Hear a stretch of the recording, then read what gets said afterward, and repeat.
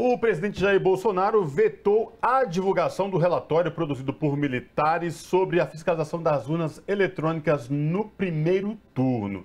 Segundo a jornalista Malu Gaspar, do jornal O Globo, o motivo do veto seria que a apuração dos militares não aponta indícios de fraude no processo eleitoral, como verbalizava o presidente Jair Bolsonaro. Para falar com a gente sobre essa questão, o Revista Brasil TVT conversa agora com Maíra Recchia, que é advogada e presidenta do Observatório Eleitoral da OAB aqui em São Paulo. Olá, Maíra Recchia, seja muito bem-vinda, tudo bem? Prazer falar contigo. Boa noite, obrigada. Boa noite, Cosmo. Boa noite, Ana. Boa noite a todos e a todas que nos assistem. É uma honra estar aqui com vocês hoje. A honra é toda nossa.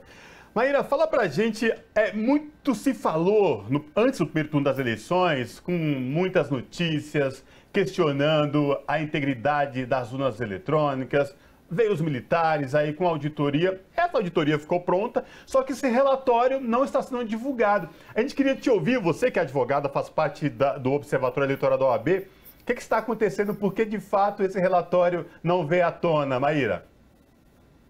Bom, muito provavelmente porque o relatório ele vai constar e vai confirmar o que a gente já vem dizendo aí há 25 anos, pelo menos, 26, desde quando as urnas eletrônicas começaram a ser utilizadas no Brasil. Ou seja, não existe absolutamente nada que deponha contra a integridade das urnas eletrônicas, a confiabilidade no nosso sistema eleitoral, a garantia do sigilo do voto, a segurança de que aqueles votos que são depositados são aqueles votos que de fato são computados. Então, as Forças Armadas acompanharam, vêm acompanhando na realidade. É bom que a gente registre, Cosmo, que isso não é atribuição originária das Forças Armadas. As Forças Armadas não devem, com todo respeito, se meter no processo eleitoral de uma era democrática, Mas o Tribunal Superior Eleitoral, em homenagem à transparência e ao respeito institucional, admitiu que as Forças Armadas participassem da observação eleitoral justamente porque não há nada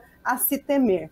Mas as Forças Armadas é fato que vem acompanhando e participaram de todos os testes de integridade, acompanharam as cerimônias dentro dos tribunais regionais eleitorais, dentro do Tribunal Superior Eleitoral e todas as missões de observação já lançaram seus relatórios colocando com bastante afinco a confiabilidade das urnas eletrônicas.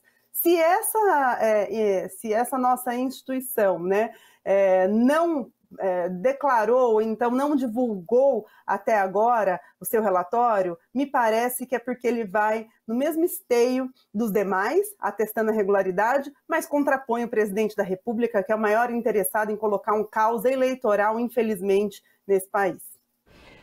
Na verdade, você falou das instituições, só trazendo para o debate aqui, o TCU já se posicionou pedindo que esse relatório, então, seja divulgado. Gostaria de ouvir a senhora, então, sobre essa ação das instituições, como elas têm agido, o próprio TSE, se eles estão exercendo o seu papel nesse sentido dessa cobrança.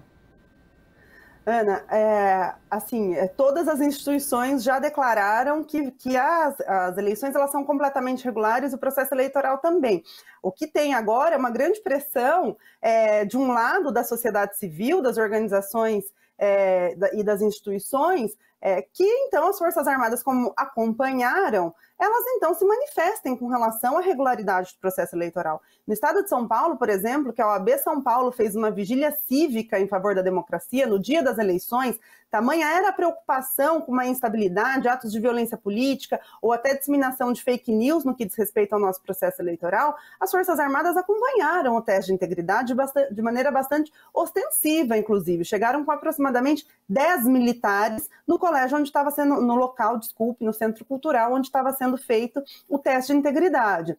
Não dá para a gente esperar o segundo turno das eleições e esse relatório vir a público, porque ele vai padecer de fragilidade se apontar o contrário do que todas as outras instituições têm apontado, que é no que diz respeito à regularidade. Então, se o presidente candidato à reeleição perder as eleições, então só nesse momento que vão apontar algum tipo de fragilidade, me parece que não é honesto, me parece que não é regular, me parece que é uma tentativa de golpe se isso acontecer. E por isso as instituições estão cobrando que esse relatório venha a público agora e aponte de fato se houver alguma coisa, mas o fato é que não existe absolutamente nada que possa comprometer a lisura do nosso processo eleitoral. E é muito curioso que esse discurso ele se dê quando o candidato à reeleição, Jair Bolsonaro, está em segundo lugar nas pesquisas, perto de perder o governo federal, sendo que ele foi eleito e reeleito enquanto deputado, muitas vezes com essa mesma sistemática, né?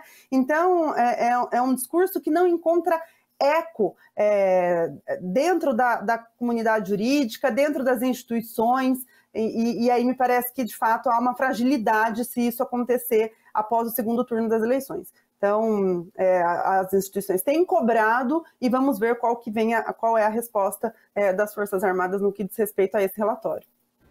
Agora, Maíra, outra questão que chama muita atenção é que o sistema eleitoral brasileiro com as urnas eletrônicas se tornou uma referência de eficiência para o mundo inteiro.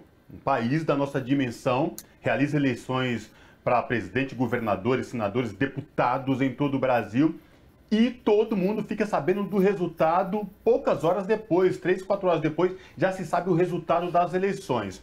Como você bem tocou nessa questão, Jair Bolsonaro, o atual presidente da República, foi eleito e reeleito como deputado N vezes nesse atual sistema. Em nenhum momento questionou. E soa muito estranho tudo isso. Mas voltando a essa questão deste relatório, né? A imprensa já está em cima, a sociedade civil já está em cima, a OAB, universidades, Polícia Federal, porque de fato isso tem que vir à tona, hora essa, né? Até porque no primeiro turno as eleições ocorreram de formas tranquilas e mostrou isso, o que o resultado das urnas trouxeram, né? Então, por que não traz de uma vez por todas, né, Maíra? A gente tem visto, infelizmente, o uso da máquina pública em prol de uma determinada candidatura com indícios gritantes de abuso de poder político, né? Então, assim, quando você tem uma entidade, e é importante também que a gente registre que antes quem eram as entidades observadoras e fiscalizadoras natas?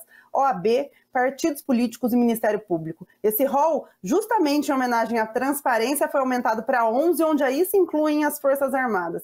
Mas, infelizmente, Cosmo, a gente está num momento de instabilidade institucional tamanha que você vê as Forças Armadas sendo pressionadas pelo presidente da República a não divulgar um relatório que confirma a idoneidade das urnas eletrônicas. A gente acabou de ver um órgão do governo que instaurou uma investigação contra os centros de pesquisa, porque também não compactua com o resultado daquelas pesquisas, que teve que ser agora suspenso e anulado pelo ministro Alexandre de Moraes. Então, me parece que esse governo, ele gosta de trabalhar na instabilidade, ele gosta de trabalhar no caos social para tentar se reeleger. Então, é importante que, assim, a gente faça a pressão e que esse relatório venha, mas caso ele não sobrevenha e venha com uma outra conclusão, enfim, não sei como isso aconteceria, mas que a gente tem pelo menos outros 10 relatórios confirmando a confiabilidade do nosso sistema eleitoral. É importante que isso tenha a valoração necessária perante a opinião pública, perante a sociedade. Foram inúmeras instituições nacionais e internacionais que acompanharam a regularidade do primeiro turno das eleições.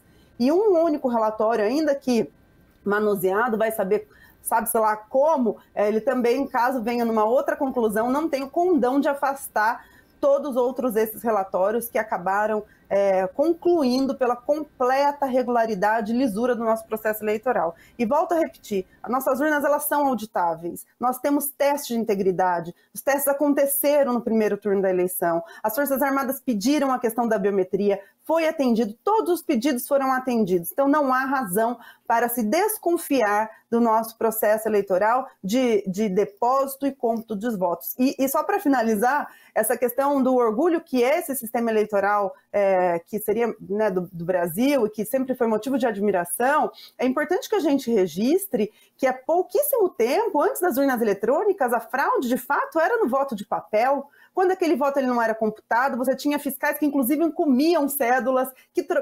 assinalavam um outro número, e ali sim nós temos, aliás, na jurisprudência, inúmeras ações que versam sobre fraude. E não temos, na época das urnas eletrônicas, nenhuma ação que tenha conseguido concluir ou apontar algum indício de fraude. Então a população precisa ficar segura para ir votar agora no segundo turno das eleições. Exatamente, a história mostra isso, né, Maíra?